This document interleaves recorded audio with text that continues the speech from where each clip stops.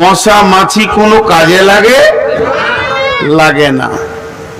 তাহলে আল্লাহর একটা ভুল পাওয়া গেল। মশাকে বানিয়েছে কে? আল্লাহ। মাছিকে বানিয়েছে কে? তাহলে বিনা কাজের মাল আল্লাহ তৈরি করে।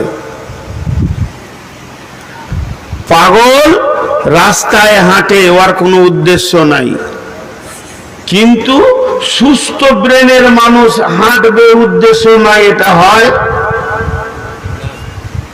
পাগল একটা দা লিয়েছে, নিয়ে একটা বাঁশ কেমনি করে কোপাইছে, ওকে জিজ্ঞাসা করছি কি করবি, তো হাসছে। বিনা উদ্দেশ্যে কাজ করে পাগল। আর সুস্থ যার ব্রেন, সে একটা কঞ্চিকে কাটলেও জানতে হবে এর পেছনে ওর কোনো উদ্দেশ্য লুকিয়ে আছে। তাহলে বিনা উদ্দেশ্যে সফর করে, বিনা উদ্দেশ্যে কাজ করে, সে হলো পাগল। তাহলে মশাকে বানিয়েছে কে? আল্লাহ। মাছিকে বানিয়েছেন কে? আল্লাহ। তাহলে এদের কোনো কাজও নাই, ফালতু ফালতু বানিয়েছে। তাহলে আল্লাহ কি হিসাবে কি দাঁড়াচ্ছে? একটু গবেষণা করি। আল্লাহ বলছে, বান্দা আমি যতগুলো জিনিস তৈরি করেছি তার পেছনে আমি উদ্দেশ্য রেখে দিয়েছি। রব্বানা মা খালাকতা হাযা বাতিলান সুবহানাকা ফাকিনা আযাবান নার। হে আমার গোলাম, আমি যা বানিয়েছি, গোলাম বলছে রব্বানা, হে আমাদের প্রভু, হামা খালাকতা হাযা বাতিলান, আপনি এমন একটা জিনিস বানাননি যেটাকে বাতিল ঘোষণা করে দেবে মানুষ। মানুষের ক্ষমতা নাই। তার মানে পৃথিবীর যত কিছু আপনি বানিয়েছেন, সমস্ত বানানোর পেছনে কাজ আছে। মশার পেছনে কাজ আছে, মাছির পেছনে কাজ আছে, ড্রেনের কীট পোকার পেছনে কাজ আছে, পায়খানা চেম্বারের ভিতরে যে পোকা আছে তারও কাজ আছে। আমি এমন একটা জিনিস বানাইনি যার কোনো কাজে নাই। অতএব আমি রব, আমি পাগল নয় যে উদ্দেশ্যবিহীন আমি কাজ করে থাকি। বিধায় আমার সমস্ত সৃষ্টির পেছনে কাজ রয়েছে।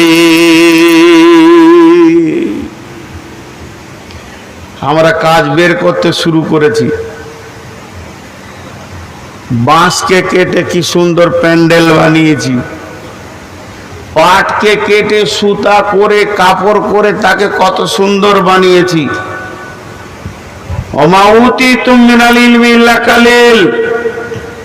আল্লাহ আমাদেরকে সামান্য ইলম যা দিয়েছে, এতে আমরা কত কাজ করে নিয়েছি। কার কি কাজ খুঁজে বের করে নিয়েছি। একটা ডিম, তার ভিতরে অমলেট আছে, হাফ বয়েল আছে, ফুল বয়েল আছে, তার ভিতরে ভুজিয়া আছে, সব আমরা জানি, বানাচ্ছি।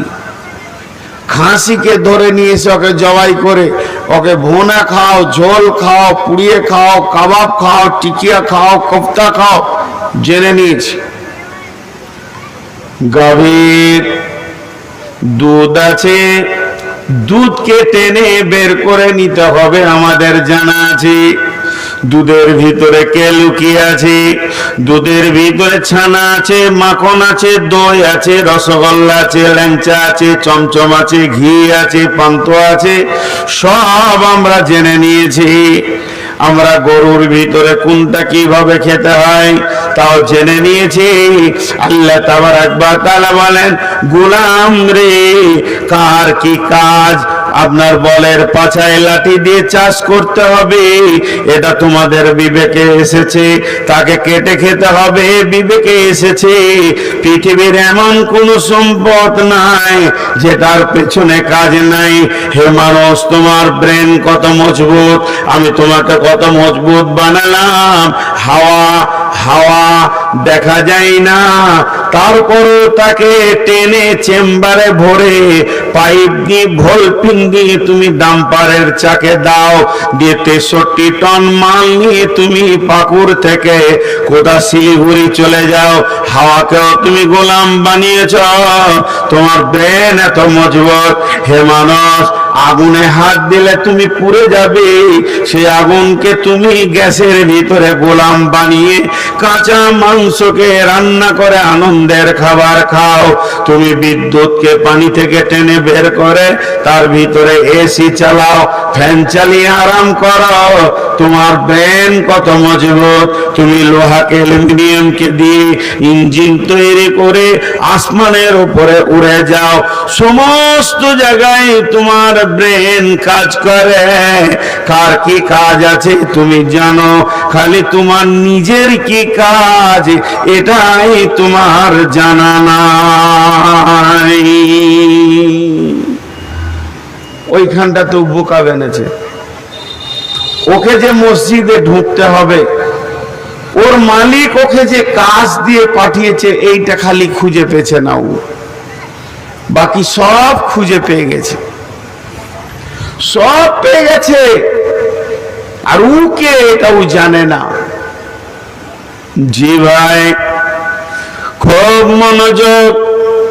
আল্লাহ তাবারক ওয়া তাআলা বলছেন, গোলাম একটিবার তুমি নিজেকে নিয়ে গবেষণা করো, তুমি একবার ফিকির করো। বিশ্ব নবী যখন পৃথিবীতে আসলেন, নবুয়তি পাবেন এই রকম অবস্থায় এখনো নবুয়তি পাইনি। চারিদিকে মেয়েদেরকে জীবিত পুঁতে দেওয়া হয়, কেটে ফেলে দেওয়া হয়, রাহাজানি চিন্তায় মক্কা মদিনা ভরে গেছে। বিশ্ব নবীর ঘুম হয় না, তার মাথায় ফিকির চেপে গেল, জাতি কি নষ্ট হয়ে যাবে, জাতি কি রাস্তা পাবে না। চোখের পানিতে গাড়ে হিরাতে কাঁদতে শুরু করলেন। বন্ধু আমার, বলা বাহুল্য কথায় এতটুকু, আজকে আমি আমার কাজ খুঁজে পেছি না। আমি কে, আমি কেন, আমি কে, আমি কেন, মাত্র দুটি প্রশ্ন করেন। আমি আর আপনাদেরকে নতুন কিছু সবক দিচ্ছি না। আজকে থেকে একটা কাজ করেন, একবার নির্জনতা অবলম্বন করেন, আর দুটি কথাকে নিয়ে একবার গবেষণা করে দেখেন। নিশ্চয়ই আল্লাহ আপনার আমার জন্য হেদায়েতের দ্বারকে উন্মুক্ত করে দেবেন।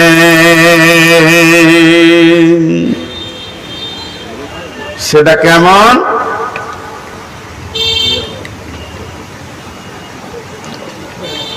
দুটি জিনিস একবার একা একা বলেন।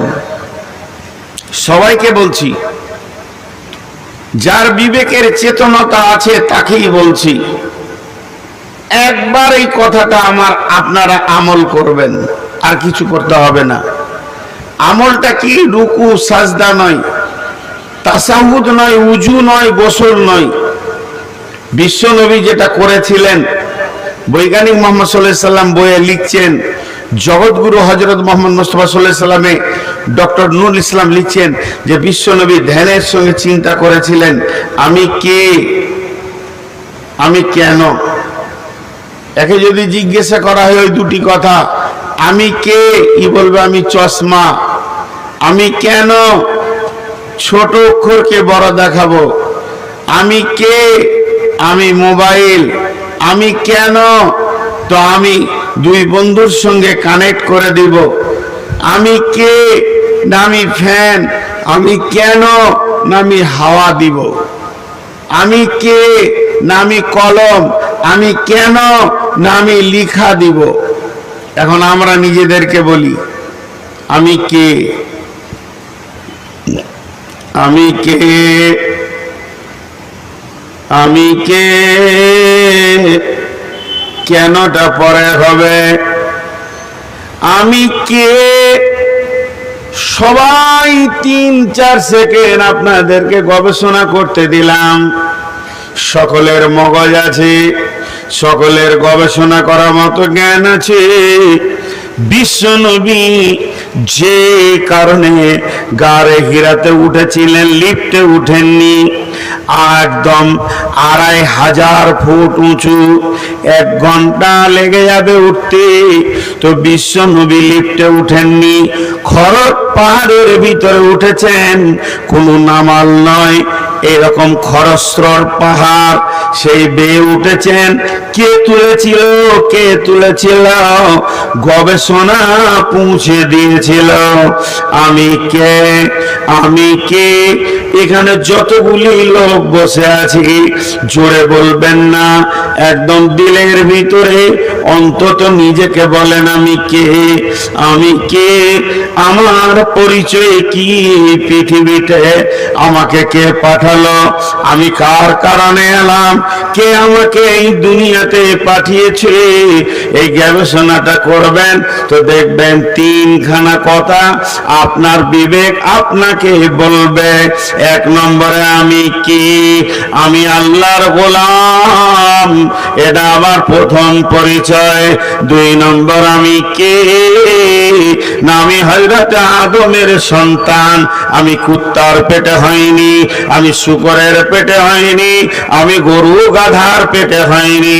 আমি যে পৃথিবীতে এসেছি, আমার রব আমাকে মানুষের পেটে পৃথিবীতে পাঠিয়েছেন। তাহলে আমি কে?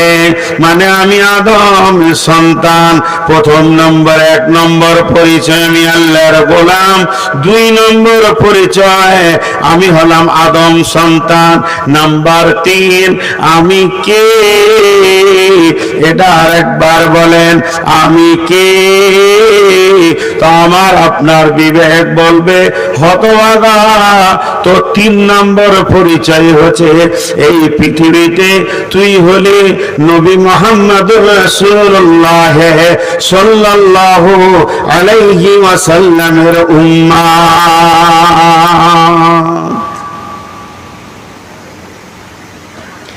আমাদের পরিচয়